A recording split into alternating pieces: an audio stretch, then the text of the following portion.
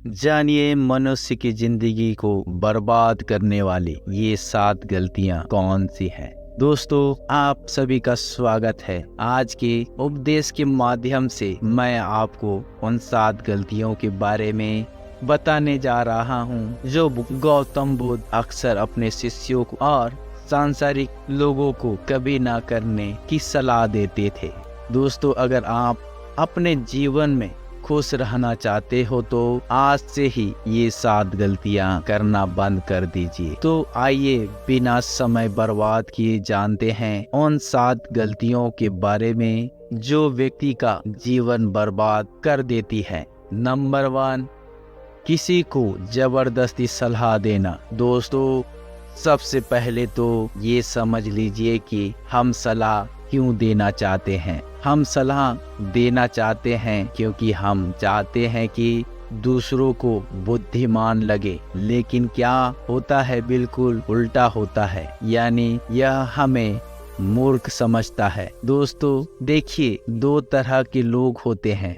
एक तो वो जो बड़ी बड़ी कहानियां सुनाते हैं लेकिन उनकी बातों का लोगों पर कोई असर नहीं होता, और दूसरे वो लोग होते हैं जो एक शब्द कहते हैं और लोगों के दिल में कांप उठते हैं। इसीलिए ऐसा इंसान बनो जिसकी हर बात की वैल्यू हो। एक छोटी सी घटना से आपको समझाता हूँ। एक बार गौतम बुद्ध जंगल के रास्ते से गुजर रहे थे। तभी एक साधु की नज़र उन पर पड़ी और वह उनकी ओर आकर्षित हो गए। दोस्तों, बुद्ध के प्रति आकर्षित होना स्वाभाविक था। और फिर वह व्यक्ति बुद्ध से पूछता है कि मुनिवर, क्या आप भगवान हैं? बुद्ध कहते हैं नहीं। तब भिक्षुक पूछता है, तो फिर क्या आप सचमुच भगवान हैं? बुद्ध कहते हैं नहीं। बुद्ध तब कहते हैं कि मैं भी तुम्हारी तरह एक आदमी हूँ, सिर्फ इतना अंतर है कि मैं जाग रहा हूँ और तुम अभी भी सो रहे हो। तब भिक्षुक बुद्ध से कहता है कि तुम्हारे चेहरे की चमक देखकर लगता है कि तुम एक आदर्श व्यक्ति हो। वह एक आदमी है। अंत में यह जानना चाहता हूँ कि आपके गुरु कौन है और किसके मार्गदर्शन ने आपको एक आदर्श मनुष्य बनाया। बुद्ध कहते हैं कि शुरू में मेरे कोई गुरु थे, लेकिन मैं आत्मज्ञान के इस पथ पर अकेला ही चल रहा हूँ और मैंने सैकड़ों गलतियाँ की। उसके बाद मुझे स्वयं ही आत्मज्ञान की प्राप्ति हुआ। यह सुनकर भिक्षु क्रोधित हो गया और बुद्ध से बोला, जाओ, मैंने तुम्हारे जैसे बहुत से पाखंडी देखे हैं। तुम गुरु का सम्मान लूट रहे हो। बुद्ध का उत्तर बिल्कुल सही था, लेकिन व्यक्ति के भीतर के बुद्ध का उत्तर गलत था।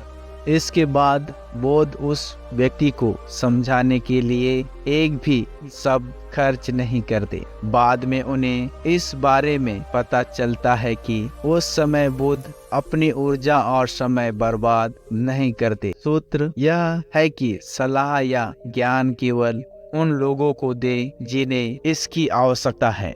नंबर 2, अपने आप को किसी वस्तु, व्यक्ति या परिस्थिति से बांधना। दोस्तों, ये जिंदगी 2 रास्तों पर आधारित है। पहले प्रगति करोगे और फिर विनाश की ओर जाओगे। तो एक बात तो तय है कि अगर आप अभी प्रगति नहीं कर रहे हैं तो आप हर पल विनाश की ओर बढ़ रहे हैं। ये बात भले ही आप जानते हो या नहीं। दोस्तों, लोग नशा इसीलिए नहीं छोड़ते क्योंकि उन्हें अभी तक पता नहीं हो कि यह भविष्य में कितना विनाशकारी हो सकता है।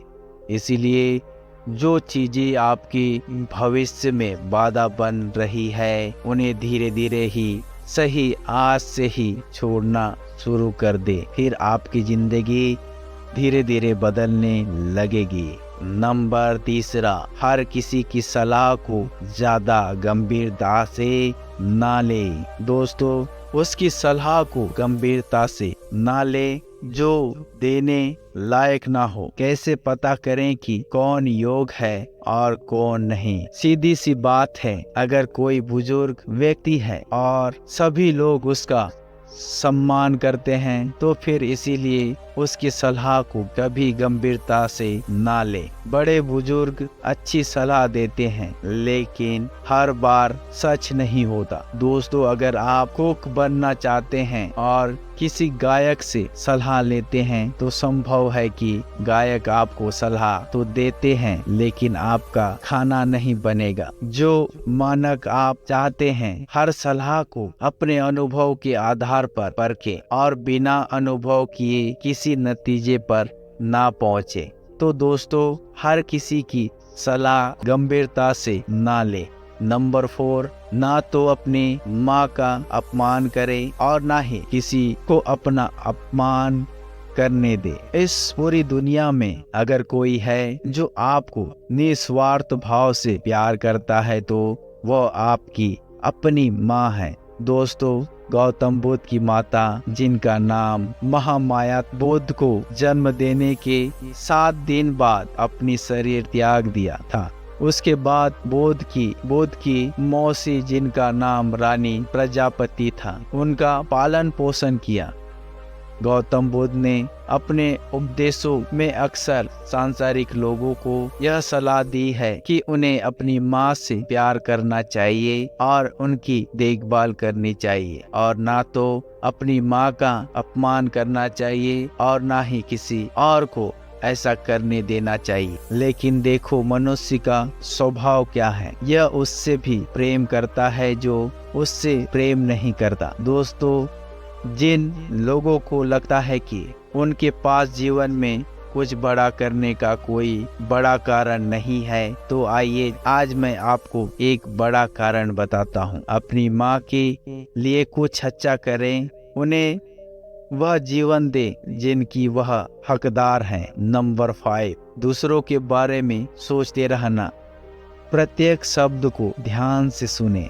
दोस्तों, अगर आप ध्यान से देखेंगे तो पाएंगे कि आप सारा दिन दूसरों के बारे में सोचते रहते हैं और फिर अंत में दुख ही मिलता है। इसीलिए स्वार्थी बन जाएं और दुख से प्यार करें। लेकिन एक बात याद रखें कि खुद से किसी से प्यार करने या स्वार्थी होने का मतलब यह नहीं है कि आप दूसरों को नुकसान पहुंचाएं। दोस्तों, बुद्ध भी स्वार्थी हो गए थे ताकि उन्हें ज्ञान प्राप्त हो सके। जब उन्होंने आवश्यकता पड़ी तो उन्होंने अपने माता पिता, पुत्र, पत्नी या राज्य के बारे में नहीं सोचा और केवल अपने बारे में सोचा और सब कुछ छोड़कर जंगल में चले गए। इसीलिए जीवन में स्वार्थी होना जरूरी है, लेकिन सही मकसद के लिए और ताकि इससे किसी को नुकसान ना पहुंचे। नंबर 6, अपने आप को सबसे बुद्धिमान समझना बंद करें और सिखाना बंद करें। दोस्तों, हमारे समाज में ऐसे बहुत से लोग हैं जो अपने आप को सबसे बुद्धिमान मानते हैं और हमेशा कहते हैं कि उन्हें सब कुछ आता है। ऐसा लोग कभी भी कुछ नया सीखने की कोशिश नहीं करते, जिसके कारण वे हमेशा पीछे रह जाते हैं। दोस्तों, जब हम कहते हैं कि हम सब कुछ जानते हैं तो हम अपने हाथों से ज्ञान प्राप्त करने का दरवाजा बंद कर लेते हैं, जिससे हम फिसलने लगते हैं। दोस्तों, बिल गेट्स और वॉरेन बफेट आज भी दिन में ज्यादातर समय पढ़ते रहते हैं और कुछ नया सीखते रहते हैं। दोस्तों, इसीलिए हमेशा कुछ नया सीखते रहें और आगे बढ़ते रहिए। नंबर 7, अपना समय बर्बाद करना। दोस्तों, जो दिन प्रतिदिन अपना समय बर्बाद करते रहते हैं, बाद में बहुत पछताना पड़ता है, क्योंकि समय, जैसा कि हम सभी जानते हैं, कभी वापस नहीं आता। दोस्तों, हमारे पास चाहे कितना भी पैसा हो, हम उस पैसे से 1 सेकंड भी समय नहीं खरीद कर वापस नहीं ला सकते। इसीलिए हमारे पास जो भी समय बचा है, हमें उसका सदुपयोग करना चाहिए और कुछ ऐसा करना चाहिए जिससे लोगों और दुनिया का भला हो। दोस्तों, ये थी वो 7 गलतियां जो हमें अपने जीवन में कभी नहीं करनी चाहिए। और अगर आप भी अपने जीवन में ये 7 गलतियां कर रहे हैं तो आपको अब से ये 7 गलतियां करना बंद कर देना चाहिए। दोस्तों, आपको यह उपदेश कैसा लगा कृपया नीचे कमेंट बॉक्स में कमेंट करके हमें बताएं। साथ ही अगर आपको ये प्रवचन पसंद आया और ये आपके लिए उपयोगी लगा हो तो इस प्रवचन को अपने दोस्तों के साथ जरूर शेयर करें। दोस्तों, हम आपसे फिर मिलेंगे ऐसे ही हेल्प सलाह के साथ। तब तक के लिए आप जहां भी रहें खुश रहें और खुशियां बांटते रहें। हमें अपना बहुमूल्य समय देने के लिए आपका बहुत बहुत धन्यवाद।